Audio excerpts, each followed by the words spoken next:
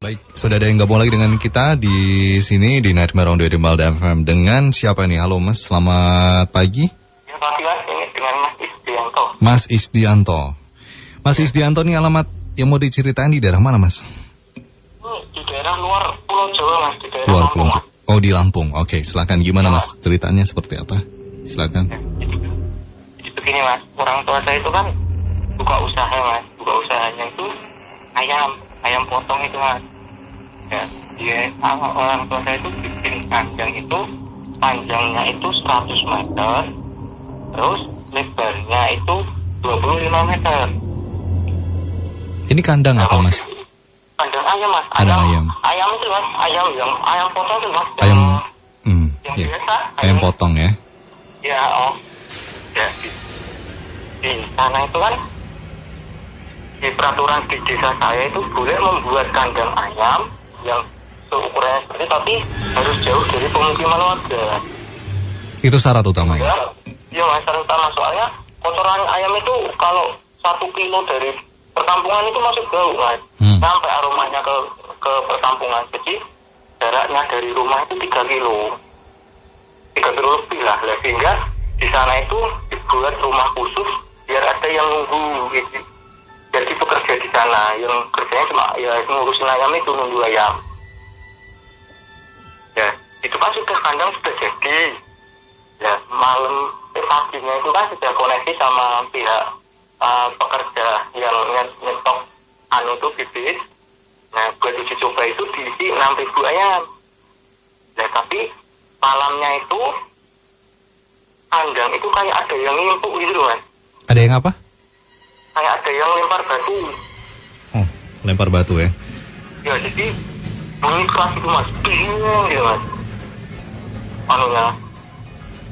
Dicek sama salah satu pekerja di paling pojok kandang, yang paling pojok yang jauh dari jalan itu ada pocongannya Mas. Ada pocongnya? Iya Mas, ada pocong itu bener-bener orang 3 yang nunggu kandang itu lihat.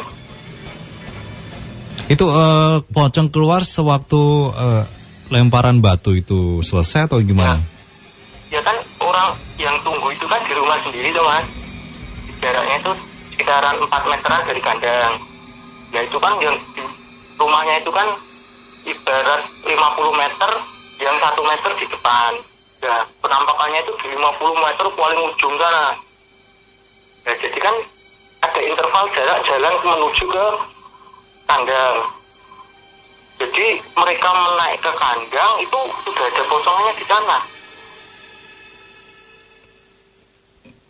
Kejadian gitu sering nggak Mas?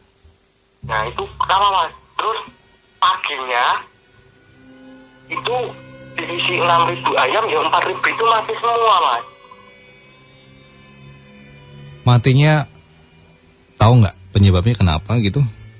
Mati? Tahu Mas, padahal kata pekerjanya ya sudah dikasih vaksin, ya layaknya sudah diurus itu Mas. Tapi tiba-tiba ya dari 6.000 itu 4.000 mati semua. Nah terus bapak saya kan bingung, terus mencari ke orang pintar. Makanya memang ada yang tidak suka sama bapak saya yang buat kandang. Jadi ya itu kayak ngirim ya semacam pocong itu memang untuk mengganggu biar ayamnya itu pada mati gitu loh Mas. Loh, Mas, yeah. Mas ini Yang mati berapa? 4.000 Mas, 4.000 ekor Mas. 4.000 ekor dari jumlah total ayam? 6.000. 6.000. Cukup banyak ya? Cukup banyak Mas, makanya padahal logikanya itu sehari itu paling banyak mati 10, 5 itu sudah termasuk banyak. Yaitu 1 hari, padahal diisi paginya lagi sudah mati 4.000. Matinya 4.000 itu bersamaan atau? Ya bersamaan Mas, paginya itu kan mereka kan habis lihat pocong itu Mas, bertiga itu kan takut, masih umuran SMA-an semua yang tunggu, langsung lari masuk ke rumah.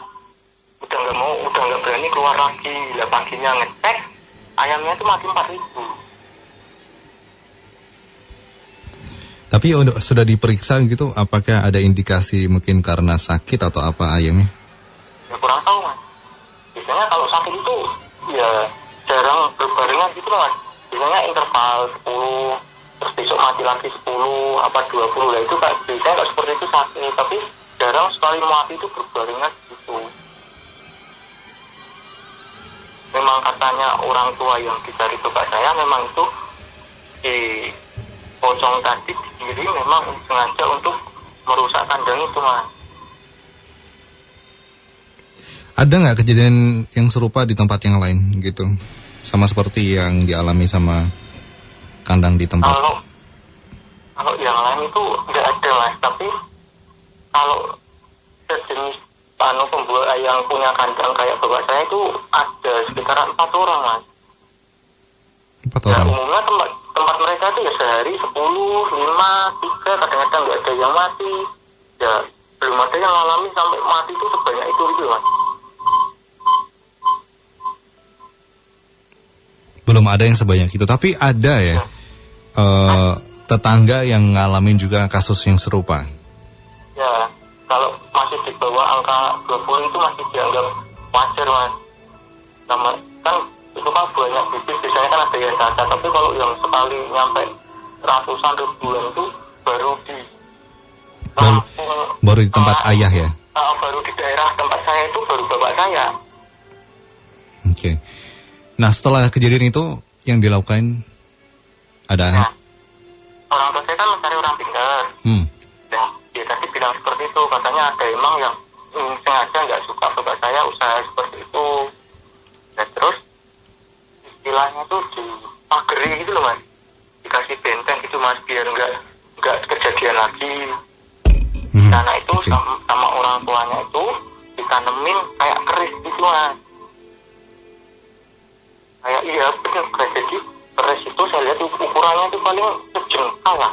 Kecil ya? Sejengkal, iya kecil, terus dibungkus kain putih sama dikasih nggak tahu minyak apa gitu mas. Terus dikubur di bawah kandang itu. Di tengah-tengah? Atau di pinggir kanan kiri? Enggak mas, cuma di depan pintu masuk kandang. Kandangnya itu tinggi mas. Oke. Kisaran 2,5 meter dari tanah. Nah, setelah kejadian setelah ditanamin ada perbedaan nggak? Ada mas, nggak ada yang mati sama sekali mas. Sampai itu kan panennya kan setiap 30 sampai 40 hari. Itu kan sekitaran bulan 2 bapak saya. Sekitaran 6 bulan 7 bulan lah mas, usahanya kan mulai jalan. Itu udah lancar, yang di kandang udah aman. Nah, anehnya itu yang di rumah mas, malah mas. Di rumah itu kejadiannya hampir sama mas. Kayak ada yang ngelempar itu tapi di tembok. Suaranya hampir sama kayak yang di yang di kandang. Jadi kayak biar gitu lagi. Tapi kan anggapnya bapak saya kan paling alah apalah gitu, enggak mengacu sampai ke sana, wong kandangnya kan udah aman, pikir bapak saya. Loh, Mas Juni? Ya, saya masih dengerin. Terus setelah kejadian ada ngelempar batu, ada hal-hal yang aneh gitu yang terjadi di rumah? Terjadi mas, di rumah ada hal aneh mas. Apa aja itu mas? Di rumah itu kan ada bapak, ibu, terus adik saya 2. Jadi ada 4 orang. Nah, adik saya itu yang satu kecil, masih kelas 2 SD, yang satu itu SMA kelas 3, cewek. Ya, kejadian pertama itu kan adik saya kan tidur di kamar gitu loh mas. Nah, depan dia tidur itu kan lemari. Nah, lemari itu kan kaca semua mas. Jadi adik saya tidur itu kelihatan di kaca itu. Terus ibu saya kan mau bangunin jam berapa ya, malam kok katanya mau bangunin, dibuka itu bayangan yang di kaca itu ngeliatin adik saya mas. Seperti apa bayangannya? Ya adik saya itu. Jadi adik saya itu kan posisinya tidur membelakangi cermin. Oh jadi membo gitu ya, menyerupai adiknya. Ya, jadi ya di cermin itu duduk menyerupai adik saya, terus ngeliatin adik saya. Yang ngelihat itu kamu? Ibu. Ibu saya yang lihat mas. Oh ibu, yang lihat ibu. Oh. Yang terus spontan apa yang dilakukan sama ibu waktu kejadian itu? Langsung pintunya ditutup gitu mas, agak kenceng gitu mas tutupnya mas. Aku kan kaget, tutup gitu, terus dicerita sama bapak bangun lihat ke sana nggak ada apa-apa. Oh jadi waktu itu ibu langsung keluar nutup itu kenceng gitu? Belum sampai masuk mas, baru buka pintu itu kan, terus melihat adik saya kok adik saya tidur membelakangi cermin, kok di cermin itu duduk ngeliatin adik saya yang tidur. Tapi yang benar adalah adik posisinya dalam keadaan tidur ya? Ya jadi ibu saya tuh ngeliat adik saya di ranjang tidur menghadap ke tembok membelakangi cermin. Harusnya kan yang kelihatan di cermin itu kan punggungnya adik saya. Harusnya yang kelihatan lah, itu yang kelihatan di cermin adik saya duduk sambil ngeliatin yang tidur. Yang di cermin nggak ngeliatin ibu saya. Yang ngeliatin malah yang di cermin. Jadi di cermin itu ngelihat adik saya yang tidur.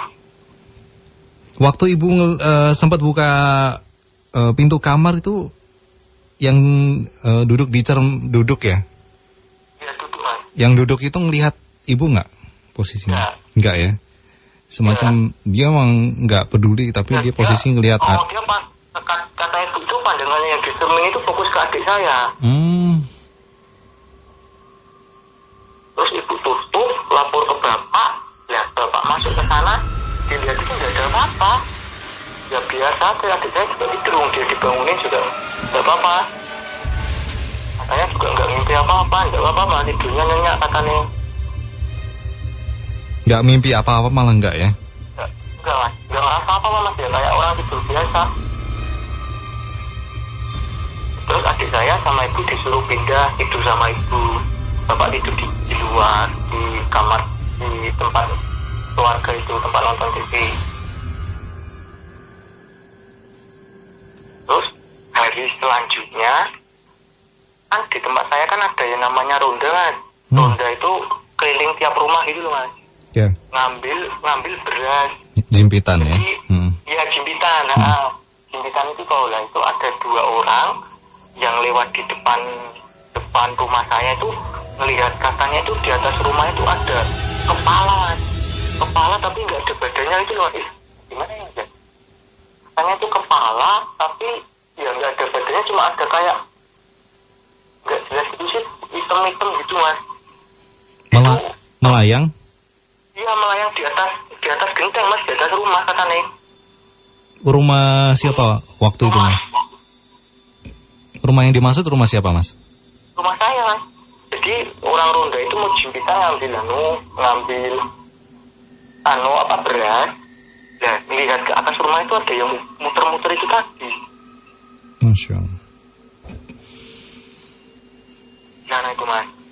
Loh, paginya kucing adik saya itu mati, tapi perutnya itu sobek mas. Perutnya sobek?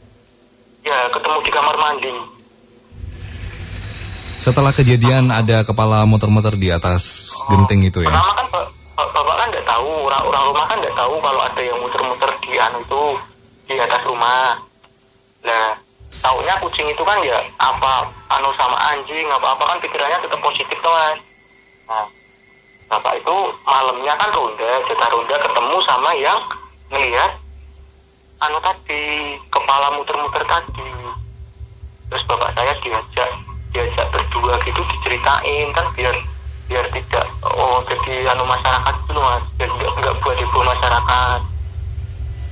Nah, bapak saya tahu seperti itu, terus menghubungi si paranormal itu tadi, orang pinter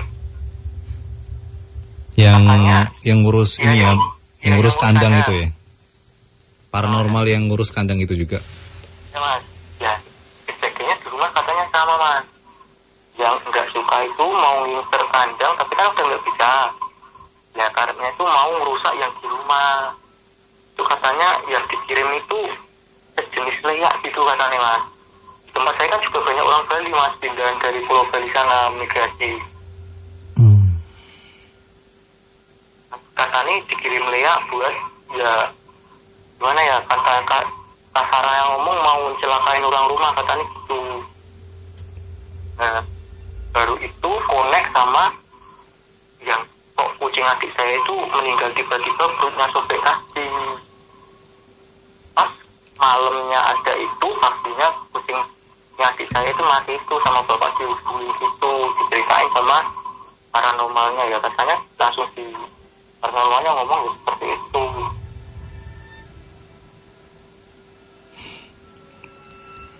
Itu kejadian udah lama, Mas? Lu Mas, sekitaran bulan 4 Mas. Pokoknya kandang panen pertama itu kan 30 hari kandang panen. Nah paling sekitaran 7 hari itu baru kejadian di rumah itu Mas. Waktu dikasih tahu sama orang pintar ini Ya. yang nggak suka sama bapak itu termasuk punya bisnis yang sama atau bagaimana? Ya kalau paranormalnya nggak ngomong cuma katanya ini cuma orang dekat aja daerah sini yang nggak suka Pak. Tapi dia nggak ngomong kalau ini punya bisnis sama atau ini punya pekerjaan sama bapak Ida. Cuma katanya ya emang ini ada orang daerah sini saja yang nggak suka sama bapak. Sudah lama bilangnya nggak sukanya. Kayaknya sudah lama kayaknya. Bapak kan guru Mas, kepala sekolah. Nah punya usaha, punya juga kebun karet juga. Dan bapak kan pikirnya kan buka kandang itu, buka cabang lagi. Jadi kejadian setelah membuka kandang itu atau? Mas, dulu waktu bapak jadi kepala sekolah ya normal Mas, jadi kepala sekolah, jadi guru, ibu dagang di pasar itu ya normal Mas, nggak ada kejadian apa-apa, aman. Tapi setelah bapak buka kandang itu ya mulai ada lagi. Ya terus di rumah itu juga sama Mas, sama kepala normalnya itu ditanemin keris itu lagi di rumah. Akhirnya di rumah ya? Oh di rumah ya, tapi kejadian itu aman Mas, sudah ya sampai sekarang aman. Nah yang sebenarnya kalau ada Mas Bu yang mau saya tanyain itu sekitaran 1 minggu yang lalu, ya pas 1 minggu Mas, malam Jumat yang kemarin itu kan paranormalnya yang dulu tempat saya itu sekarang meninggal Mas. Nah tidak lama itu hari Minggu itu ayamnya bapak itu mati 3.000 Mas. Jadi semacam ada balas dendam lagi gitu ya? Ya kak, ya kayaknya seperti itu Mas. Jadi sekarang kan kandangnya kalau dulu kan cuma satu Mas, satu panjang terus bertumpuk sampai akhir lah. Sekarang kan sudah 2. Nah, berarti yang kejadian di kandang yang baru, bukan yang kandang yang lama berarti? Ya Mas, yang baru. Kandang yang baru ya? Ya tapi kandang yang baru itu begitu dibuat sudah ditanemin itu lagi Mas. Tanemin keris sama paranormalnya itu juga buat jaga-jaga.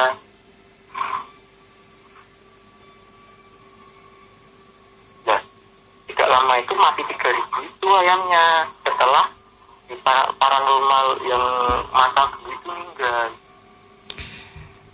Ya, kalau saya membacanya mungkin karena paranormal sudah nggak ada ya, jadi mungkin agak sedikit meregang atau bagaimana. Tapi saya nggak tahu ya, ini hanya komentar saya.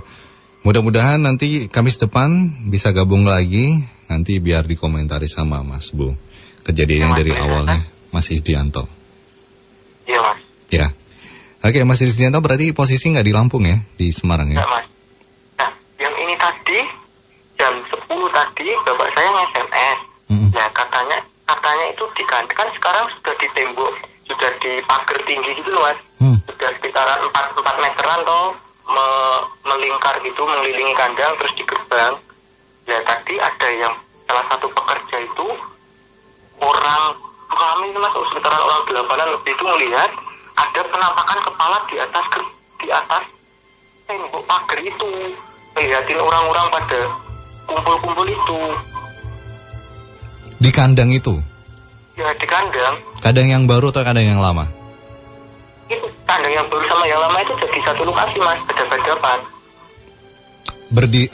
Kepalanya berada di posisi di atas kandang yang baru atau yang kandang yang lama? Di deket pagar mas. Oh, di pagernya malah. Di deket gerbang mas. Jadi itu kan di bata sepanjang 150 terus 100. Dan depannya itu gerbang mas, buat masuk mobil gitu loh. Jadi muncul di depan itu, enggak di dekat kandang malah. Ngeliatin orang-orang pada ngumpul kan, yang nunggu kandang kan sekarang jadi orang 6. Nah terus banyak yang sering main ke sana, yang di sana itu melihat semua, termasuk bapak saya tadi. Ya mudah-mudahan nggak ada apa-apa ya, karena posisi kita nggak bisa terlalu banyak komentar ya, karena Mas Bu kebenaran juga nggak ada di tempat. Kamis depan ya Mas Isdianto bisa gabung lagi. Mudah-mudahan nanti Kamis depan bisa ada komentar dan siapa tahu ada ilustrasi yang bisa ditangkap dari apa yang disampaikan sama Mas Isdianto ya. Gitu Mas Isdianto, terima kasih sudah gabung dengan kita di Nightmare on the Air untuk hari ini. Ya, selamat pagi Mas Isdianto. Oke, Mas. Oke, terima kasih.